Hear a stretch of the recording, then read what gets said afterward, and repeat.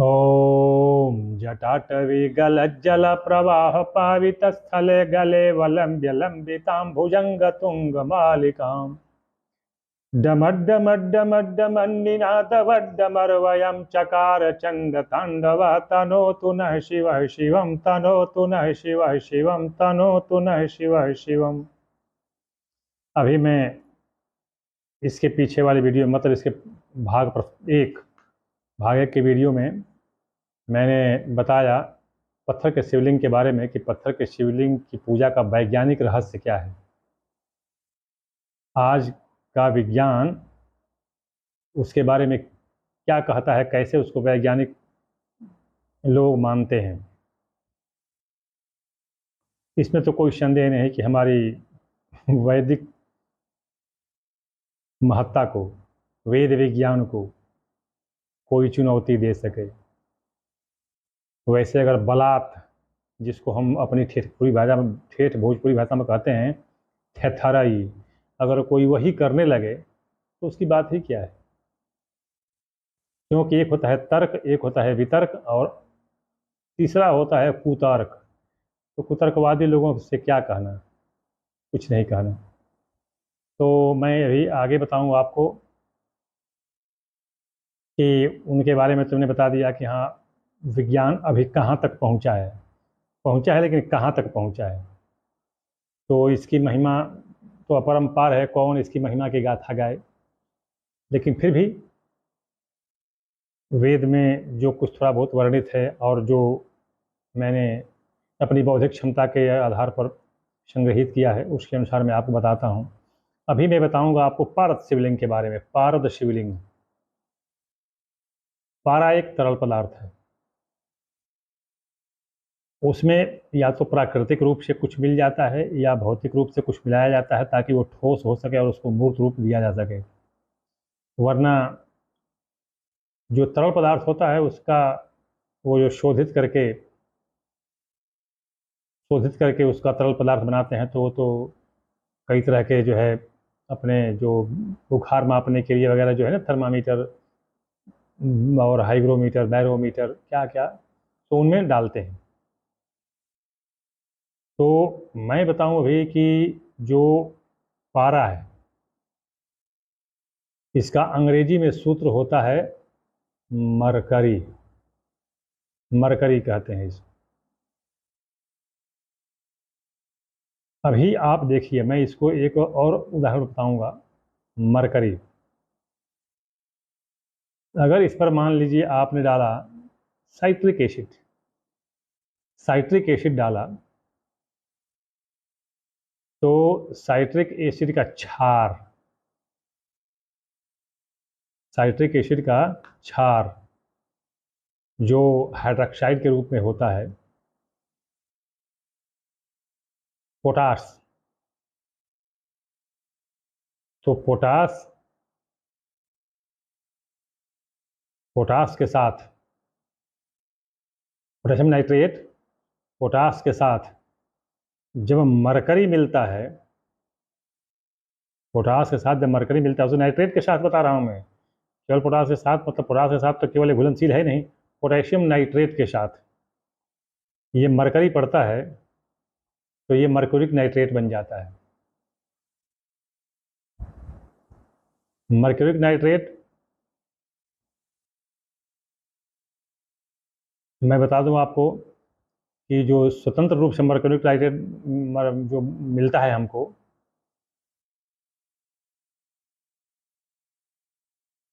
उसमें क्या होता है कि जो हम मतलब मरकरी के साथ जब ये मिलाते हैं हम साइट्रिक एसिड को, तो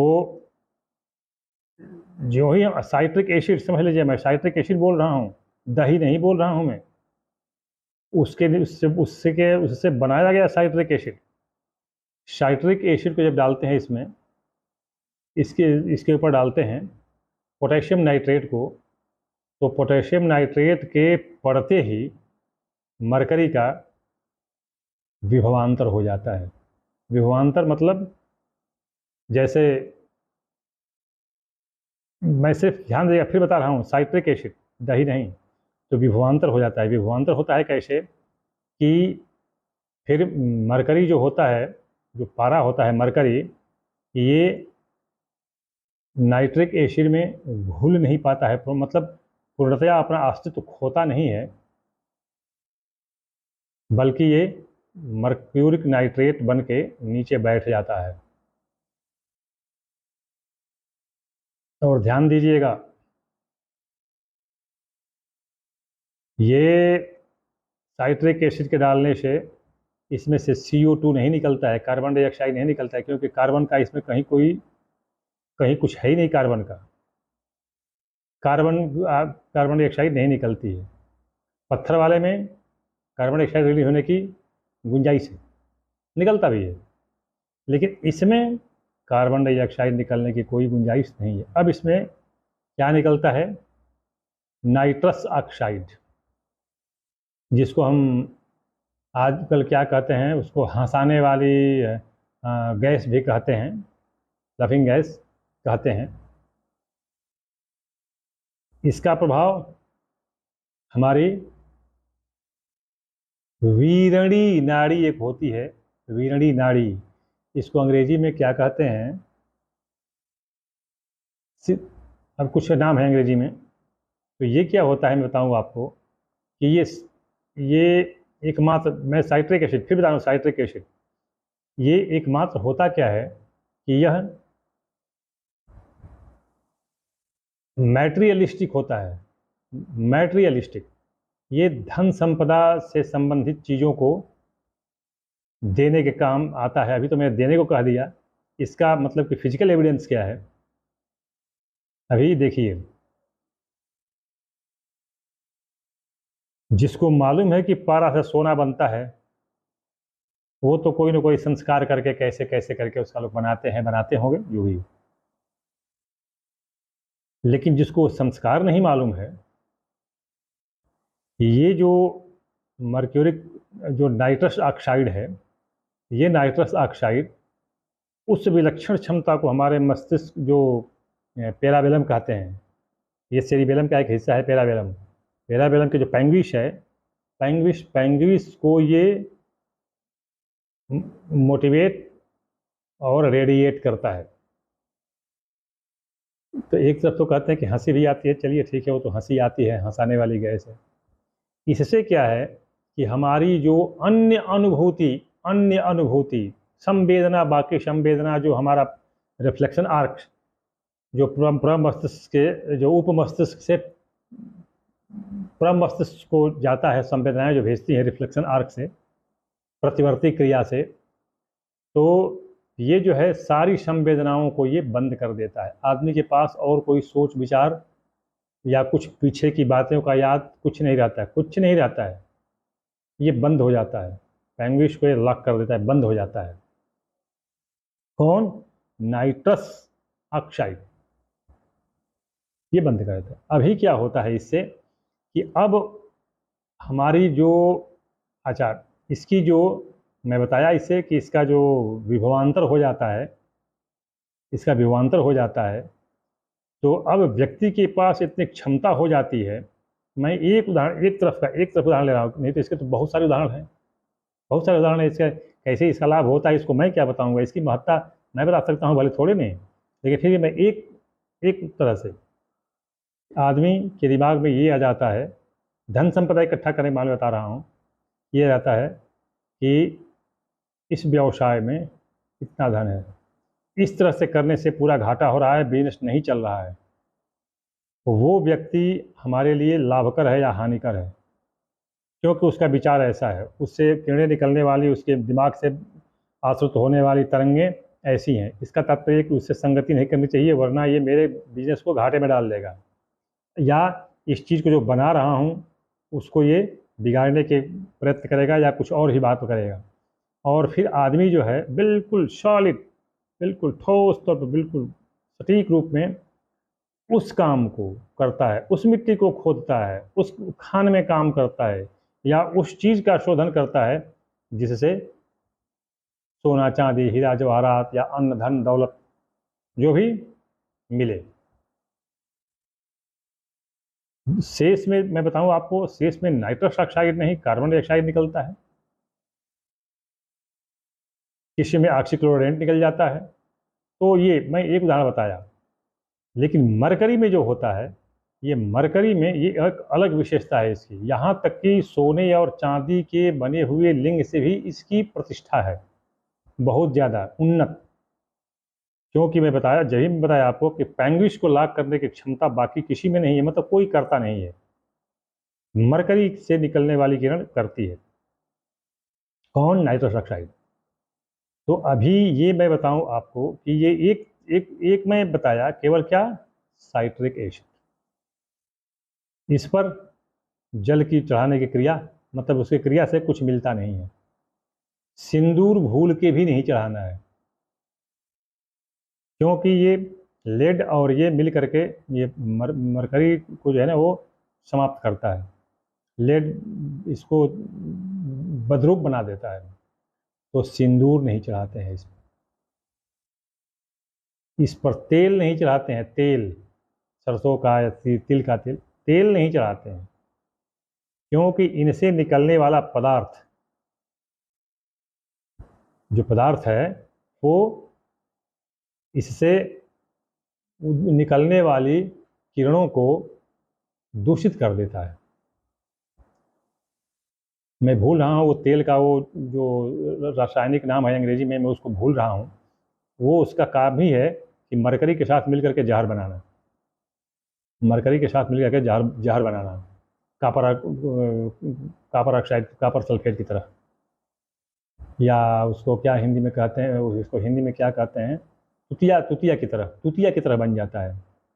तो ये तेल, घी नहीं, स्निग्ध पदार्थ नहीं चढ़ाना है इस पर। लेकिन मैं ये नहीं कहता हूँ कि जो चढ़ाते हैं वो किस परंपरा से, मैं बता दूं फिर कि मैं किसी पंडित को, किसी विद्वान को, किसी शास्त्री को मैं चुनौती नहीं दे रहा हूँ। मैं पहले भी बता चुका हूँ, अभी भी बता रहा हूँ कि यह मेरा व्यक्तिगत अनुभव, और जो कराया हूँ, जो देखा हूँ, जो अपने से परीक्षण लिया है मैंने, उसके आधार पर मैंने ये सब बताया है। जिसको मैंने फिजिकली टेस्ट करके देखा है उसको मैंने बताया है। फिजिकली टेस्ट किस तरह से किया? वैदिक नियमों के आधार पर, क्योंकि वेद में फिर बताया गया है। क्यों? वेद में तो निराधार कुछ बताया नहीं जाता है। ऋषि महर्षि तो इतने हैं नहीं कि निराधार फालतू बकवास करेंगे। निश्चित रूप से उसके आधार में कुछ न कुछ है, तभी उन लोगों ने ऐसा लिखा, तो मैं उसको मान करके करता हूँ। तो ये पारे का जो शिवलिंग है, एक इसमें बहुत सी क्षमता है। एक मैं धन के बारे में बताया, धन जन के बारे में बताया। दूसरी चीज, पारे के शिवलिंग से कभी भी आदमी को संन्यास लेने की आवश्यकता नहीं। मैं संन्यास इसलिए कहा, संन्यास मैंने इसलिए कहा क्योंकि शेष जो शिवलिंग हैं उनकी पूजा अर्चना करते रहते, उनको बराबर जाप करते रहते से आदमी को सांसारिकता से विरक्ति हो जाती है। मतलब कि उनको माया मोह पाप छल कपट से दूर होना पड़ता है। थोड़े दिन किए, मुहूर्त में किए, समय समय से किए, अपना गृहस्थ कार्य भी देखे, तो उससे भी वो धन संपदा वगैरह जो मिलती है। दूसरी बात मैं इससे जो बता रहा हूँ, कुष्ठ रोग का निवारण। अब कुष्ठ रोग में पूरे चर्म रोग आ जाएंगे, एपिडर्मिक डिसऑर्डर्स पूरे आ जाएंगे इसमें। और वो श्वेत कुष्ठ हो, गलित कुष्ठ हो, ग्रंथि कुष्ठ हो, सफ़ेद दाग हो, सुनबहरी हो, है सब, एक्जिमा और अपरस वगैरह जितने भी हैं, सब छोटे से लेकर बड़े तक। चर्म रोग के लिए यह रामबाण है, रामबाण है। पूजा के लिए इस पर केवल गुलाब जल, गुलाब जल में केसर मिला करके, केसर, गुलाब जल में केसर मिला करके और इसका अभिषेक करें, इसका अपना शिवलिंग का अभिषेक करें। तो अभिषेक करके और उसके जल को जो नीचे गिरता है वो उसके नदी से जो पानी आता है बाहर, उससे पोंछें शरीर को। 100% ये बीमारी दूर होती है इससे। क्योंकि जो मरकरी पारा जो है, यह ऐसा विषैला रस है, प्राकृतिक विषैला, कृत्रिम नहीं, प्राकृतिक विषैला है और महाविषग्न है। ये शरीर पर पड़ते ही जितने भी जो लियोथर्मिंडीन होते हैं, अब अर्थात जो चमड़ी और रक्त को बिगाड़ने वाले होते हैं, इनको ये खा जाता है, पारा खा जाता है। तो चर्म रोग का तो ये बहुत बड़ा नाशक है। धन जन तो बता ही दिया कि मिलता है, इससे सुख संपदा मिलती है, कष्ट विघ्न बाधा निवारण सब कुछ करता है। ये इसकी विशेष उपलब्धियों में बताया कि यह निश्चित रूप से धन संपदा देने वाला और विशेष रूप से चर्म रोग हटाने वाला है। अभी मैं और भी शिवलिंग हैं, स्फटिक के हैं शिवलिंग, सोने के हैं, चांदी के हैं, उनकी भी अपनी पूजा विशेष अलग होती है। देखिए, इस पर डालिए, सब कुछ डालिए, लेकिन किसी से कोई क्रिया नहीं होगी। आप चंदन डालेंगे तो भी इससे कोई क्रिया प्रतिक्रिया नहीं होगी, मरकरी के साथ कोई क्रिया प्रतिक्रिया नहीं होगी। हल्दी डालेंगे तो भी कोई क्रिया नहीं होगी, क्योंकि हल्दी में टर्मरिक एसिड पाया जाता है, लेकिन फिर भी कोई इसकी क्रिया प्रतिक्रिया नहीं होगी इससे। लेकिन जो मैं बताया, दही, दूध, स्निग्ध चिकने पदार्थ और तेल वगैरह, ये डालने से और इसका अभिषेक करने से, या गुलाब जल में वो केसर मिला करके अभिषेक करने से चर्म रोग की बाधा शांत होती है। परिवार में जो आ गया है, सबके दिमाग में भर गया है कुछ विघटन या कुछ और उल्टे सीधे दिमाग में आ गए हैं बात, और कुछ जो है न, और मैं क्या कहूँ, आप खुद समझदार हैं कि परिवार में क्या होता है, तो उसके लिए भी यह रामबाण है। परिवार में आई वैमनस्यता, संबंध में विषाक्तता, ये सब इससे समाप्त होते हैं पारद शिवलिंग से, पारद शिवलिंग के पूजन से। पारद शिवलिंग की बहुत जगह मतलब स्थापना कर दी जाती है, ठीक है, कोई बात नहीं, स्थापना मंदिर में कीजिए। घर में इसको सिर्फ प्राण प्रतिष्ठित करके रखेंगे, स्थापना करके नहीं। घर में इसको स्थापना करके नहीं रखेंगे, इसको चल प्राण प्रतिष्ठा करवा करके ही इसकी पूजा की जाती है। वैसे तो सामान्य रूप से इसका 28 हाथ होता है, 28 हाथ। इसके विकिरण का दायरा जो होता है, रेडिएशन का जो होता है दायरा, ये 28 हाथ होता है। यानी अपने से इर्द गिर्द 28 हाथ तक की चीज़ों को, प्राणी को, चीज़ों को ये प्रभावित करता है। तो इस तरह अगर ये घर में रहता है तो लगभग इससे पूरा परिवार इसके प्रभाव में आ जाता है। तो इस तरह से ये अपने लिए और पूरे परिवार के लिए भी ये सबसे उत्तम साधन है। भगवान शिव और माता सती के प्रयत्न से संसार के कल्याणार्थ ये जो महारस दिया गया है पारद, ये बहुत ही गुणशाली, बहुत ही शक्तिशाली, और अगर हम मनोयोग से विधि पूर्वक इसकी पूजा करें तो इसमें कोई संदेह नहीं कि भगवान शिव तो ऐसे ही औघड़दानी कहे गए हैं। फिर पूजा करने से क्या क्या फल दे सकते हैं, इसका क्या कोई कहे कि कितना फल दे सकते हैं। इस तरह से पारद शिवलिंग की महत्ता मैंने बताई। अब इसके बाद आता है, देखता हूँ अगर प्रसंग और चलता है तो सोना चांदी का और स्फटिक आदि का भी बताऊँगा। लेकिन मैंने एक जो बता दिया कि इससे ऐसे ऐसे चीज़ें निकलती हैं, और आज के जो नास्तिक हैं, जो बहुत ज़्यादा अपने आप को उच्च पढ़ा लिखा, जो मैकाले और मैक्स मुलर की पद्धति के अनुयायी हैं, उनके लिए यह मैं फिजिकल एविडेंस के साथ मॉडर्न साइंस के आधार पर मैंने इसलिए बताया ताकि उनकी भी आंखें खुलें, उनकी जो बुद्धि पर पर्दा पड़ गया है, आवरण चढ़ गया है नास्तिकता का, वो खुले। ये मैं आपको वैज्ञानिक तथ्य मात्र इसीलिए प्रस्तुत किया हूँ, अन्यथा विज्ञान इसको कहाँ पाने वाला है, कहाँ ये विज्ञान इसकी पहुँच, इसके आसपास तक नहीं कहीं फटक सकता है। लेकिन मैंने इसको बताया कि हमारे वेदों ने इसकी भूरी भूरी प्रशंसा की है। या ते रुद्र शिवा तनुरघोरा अपापकाशिनी तयानस्तन्वा शंतमया गिरीशंता विचाकशी इदम एक रुद्राय नमः। बड़ी महत्ता बताई गई है रुद्र की, शिवलिंग की। तो आप भी इस ध्यान रखिएगा, ये अगर बहुत ही कम पड़े तो 70% से कम पारे का न बनवाइएगा। और ये 90% पारा तक का बनता है, लेकिन पारा बहुत महंगा है, तो इसलिए 90% क्यों करके कहना, क्योंकि ये 80% वाला 80% तक भी रहेगा तो अपना पूरा काम करेगा। 90% को क्यों कहना, तो ये ध्यान रखें। उसके बाद इसमें रौप्य भस्म अभ्रक या जो भी अपनी क्षमता के अनुसार जो भी मिलाते हैं अपनी क्षमता के ऊपर, नहीं तो कज्जल मिलवाइए, कज्जल मिला के बना लीजिए और पूजा कीजिए। क्योंकि कज्जल भले जाए, लेकिन इसमें हमको 80% पारा तो है जो विकिरण की का दायरा को बढ़ाया रहेगा। तो हम इसको इस विधि से बनवा करके और फिर हम इसकी पूजा करते हैं। मैं नहीं कह सकता बाज़ार में कैसे पारा शिवलिंग मिल रहे हैं, कितने यहाँ वो कितना उसमें मौलिकता है और सही है नहीं है, वो बहुत सही भी होंगे। मैं किसी को क्यों झूठा साबित करने जाऊँ, प्रमाणित करने जाऊँ, सही भी होंगे। लेकिन मुझे जो लगता है बाज़ार में उसकी कीमत को देख करके लगता है कि ये शायद सही नहीं होगा।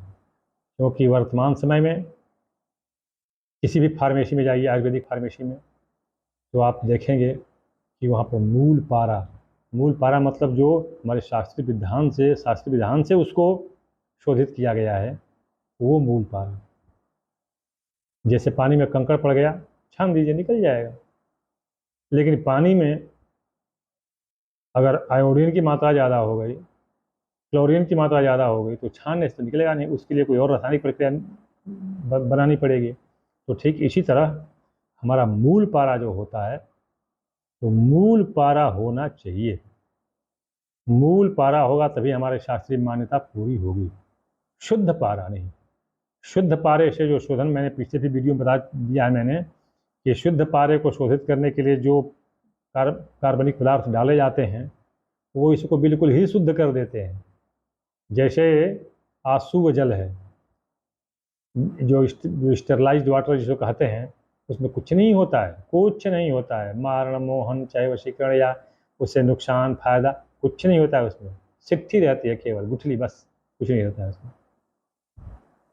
तो इसी तरह से जब पारे को शोधित कर देते हैं आज के वैज्ञानिक तरीके से, तो वो शोधन के बाद हमारी शास्त्रीय महत्ता समाप्त हो जाती है और ये केवल चिकित्सकीय वैषज्य पद्धति के काम के लिए उपयोगी रहता है, या फिर कॉस्मेटिक पर्पज़ के लिए, सौंदर्य प्रसाधन के लिए, स्टेटस सिंबल के लिए, बाकी कुछ नहीं रहता है। तो इस तरह से सही वास्तविक भारत शिवलिंग आप बनवाइए, बनाते हैं लोग, अपने सामने खड़ा हो जाइए, उनके पास केमिकल बैलेंस होता है, वहाँ से आपको पारा भी वजन कर देंगे। और भी उसके बाद कहेंगे रौप्य भस्म, वज्र भस्म, हीरे का भस्म, जो भी अभ्रक भस्म या जो भी आप उसमें अपनी क्षमता के अनुसार मिलाना चाहें। भाई चीनी में जितना गुड़ डालेंगे उतना मीठा होगा। अब वज्र भस्म मिलाइए, इसमें वैक्रांत भस्म मिलाइए, इसमें कीमत बढ़ती चली जाएगी, लेकिन इसकी गुणवत्ता में उछाल आता चला जाएगा। तो इस तरह से आप इसको बनवा करके इसकी पूजा करें और महादेव की कृपा पावें। ओम दारिद्र्य दुख धनाय विघ्न शमनाय नमः शिवाय।